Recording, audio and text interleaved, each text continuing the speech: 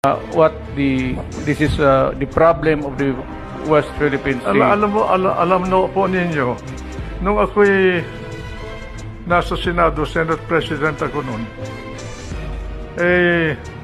inimbita ako ni President Aquino isang hapon doon sa palasyo, doon sa cabinet room. Nung dumating ako doon, akong unang dumating. Pangalawa, dumating si Senator Trillanes. Pareho kaming senador noon. Meron siyang ibinubulong sa akin na treason. Hindi ko naintindihan yung gusto niyang sabihin.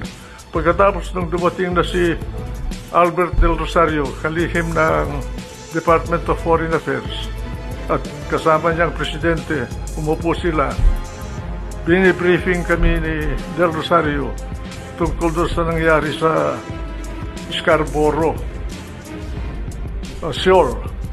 At mukhang nagkaroon ng alitan ang pangkat natin at ang pangkat ng China doon. Ngayon, sinabi ni Trillanes na nagpunta siya sa China at kinausap niya yung mga namumuno sa China tungkol doon sa bagay na sa problema na yun. Ako naman, bilang presidente ng Senado noon, tinanong ko sa kanya, anong karapatan mo na nagpunta sa China? Yung ba, kusang loob mo lamang ang nagpunta ron? Sabi niya, hindi. Nagpunta ako doon, may authority ako. Sinong nag-utos sa'yo na pumunta ron? Pagkatapos sumagot si Presidente Aquino, sabi niya, ako ang nag-utos sa kanya.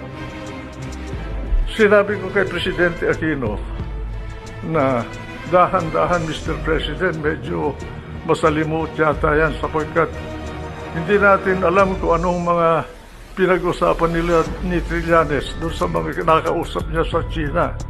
Kaya mag-iingat tayo.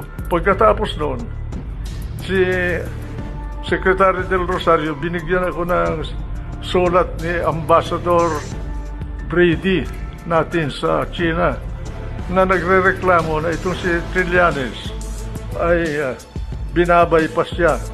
Yung pala, si Trillanes pasok at labas sa China na tila hindi na dumadaan sa immigration dahil inuutusan yata siya ni Presidente Aquino. Kaya sinabihan ko sila na dapat huwag natin gawin yun sapagkat bansa ang nauukol dito. Nagkaroon ng mediation. Ngayon, ang mediator pala doon ay ang Amerika. Ang question ngayon na hindi ko masagot at hanggang ngayon hindi ko alam kung sino ang humingi ng tulong ng Amerika. Ang Amerika ang nag-mediate. Nagkaroon ng kasunduan dahil sa mediation ng Amerika na umatras bawat China at Pilipinas doon sa area ng Scarborough. Sinunod ng Pilipinas yung kasunduan sa ilalim ng mediation ng Amerika pero ang China ay hindi sumunod.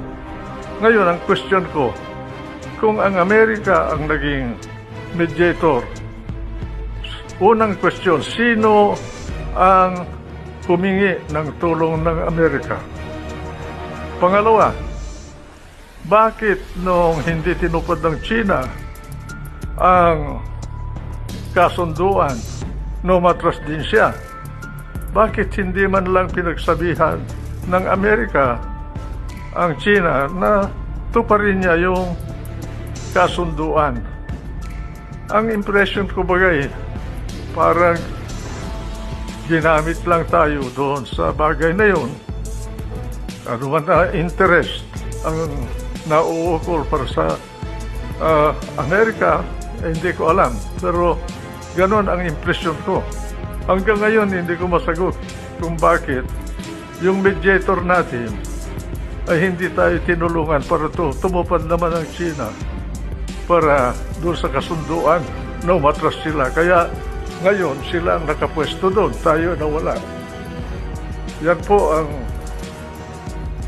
natatandaan ko na pangyayari dyan sa problema ng tinatawag natin na panatag, isla ng panatag. Senator, I would like the people to know. You have given us really almost the foundation of your talk tonight and probably your answers. Na bakit pumayag ang Pilipinas na umatras tayo? I would like to know if you know what drove Aquino to reach that decision to order the Navy to retreat. Yun daw ang kasunduan na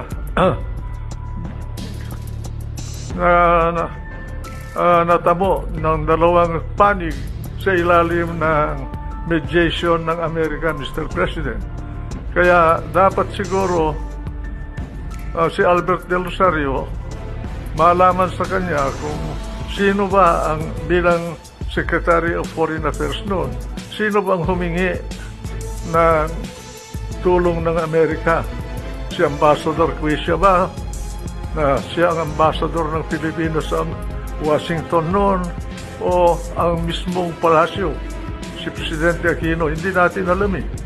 Ngayon, dahil doon sa pangyayaring yun nagkakuan tayo na nalugi tayo.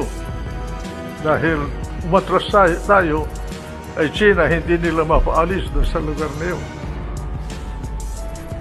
This is really the dilemma of the nation. For me, sir, the